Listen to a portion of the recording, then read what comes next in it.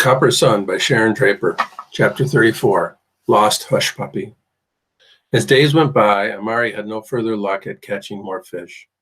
She was starting to feel overwhelmed with exhaustion. Her head hurt all the time, and even though the others seemed to have recuperated from the Mayapple incident, she didn't want to tell them that she still felt dizzy and nauseous.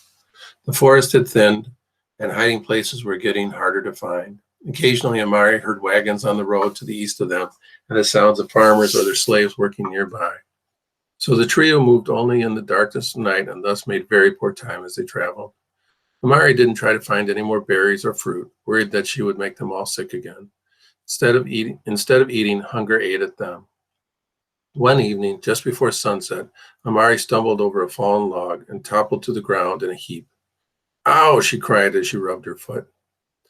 "Are you tired? Are you hurt?" Polly asked, concern in her voice.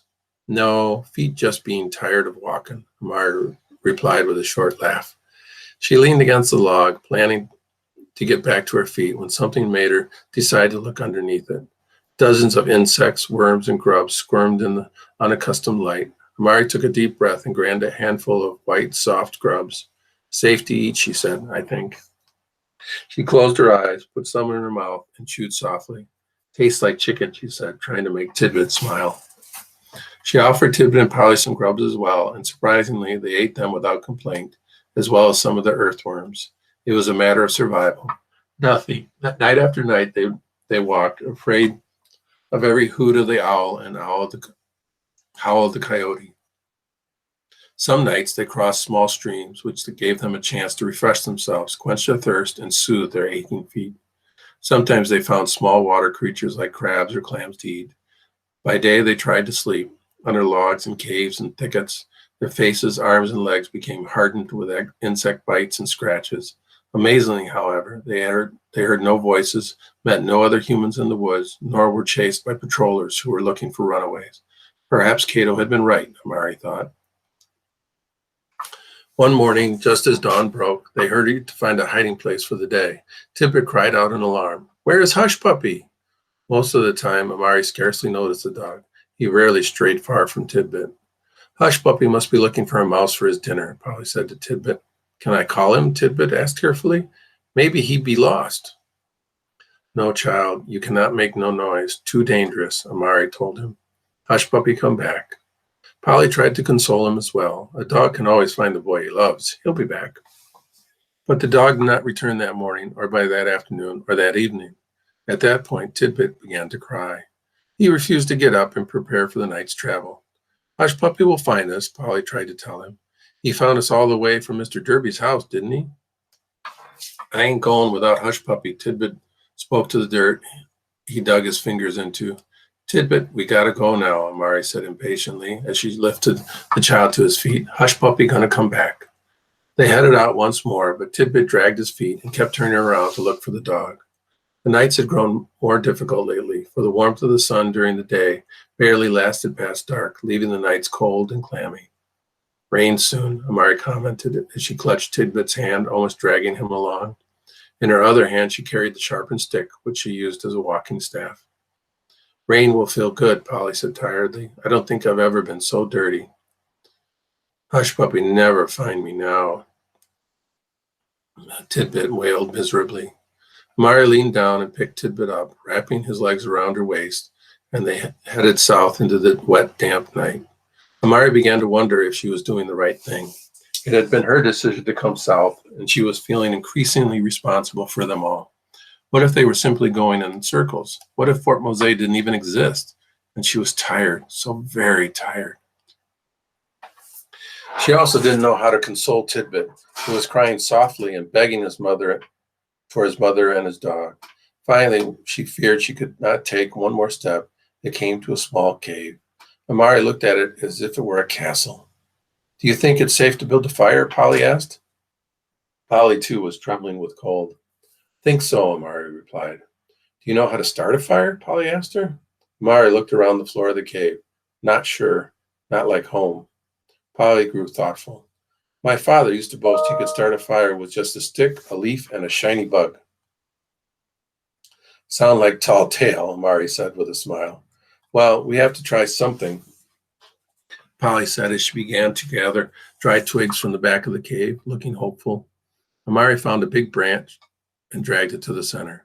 With lightning quickness, Amari began rubbing her sharp stick against her between her hands, twirling it in the center of a large branch, the way she remembered her mother doing it.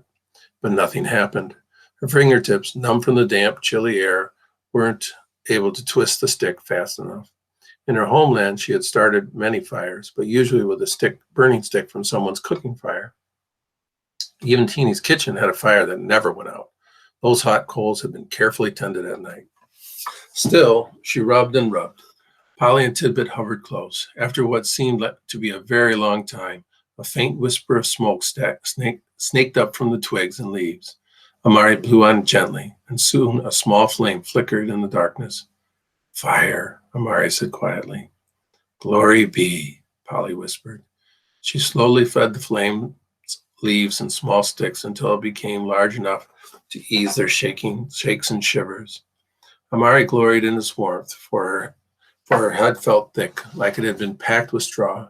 She felt weak and dizzy. She knew she had to find them some real food soon.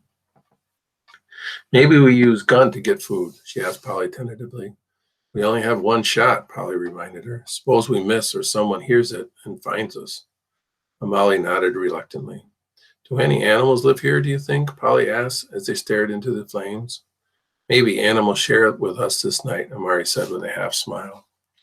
Tidbit fell into a fitful sleep in Amari's arms, his face drawn.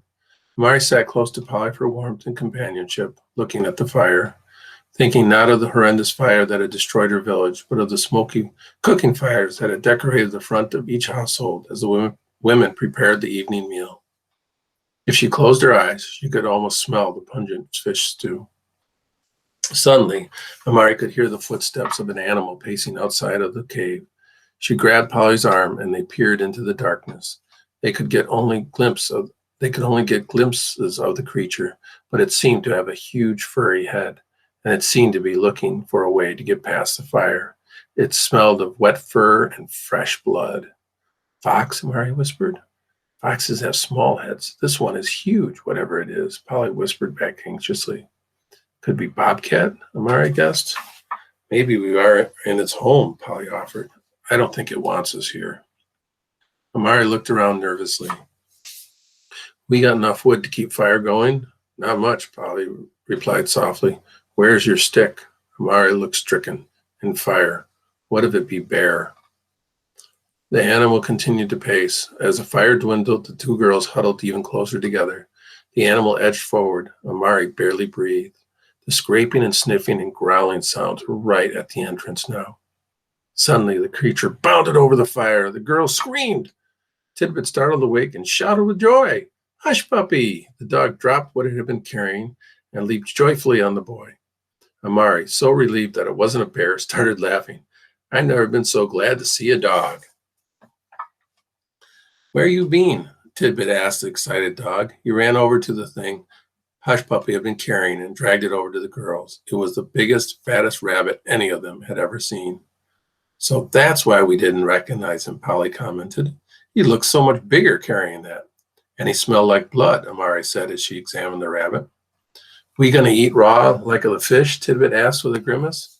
The thought of another meal of raw meat made Amari feel utterly queasy.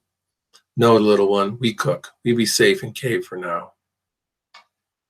Polly and Tidbit ran out of the cave and searched under logs for dry twigs to feed the fire. Amari found a sharp rock and was able to skin the rabbit carefully to save any part of it that might be helpful on their journey. The skin would make a good pouch, and she remembered her mother once saying that the entrails could be dried and used as a string. Hush Puppy was given a huge pile of the leftover parts, which he ate with gusto. Amari carefully pierced the meat with a stick Tidbit had triumphantly brought her, and after the fire had been built up again, each girl took turns slowly turning it until it was cooked to perfection. Even the drippings were saved. They ate well for the first time since they had begun their journey. Licking his fingers, Tidbit said softly, I miss my mama. Amari pulled him close. A sudden image of her own mother and all that she had lost overpowered Amari for a moment. Tonight, however, she reminded herself, she must concentrate not on what was lost, but on what must be found.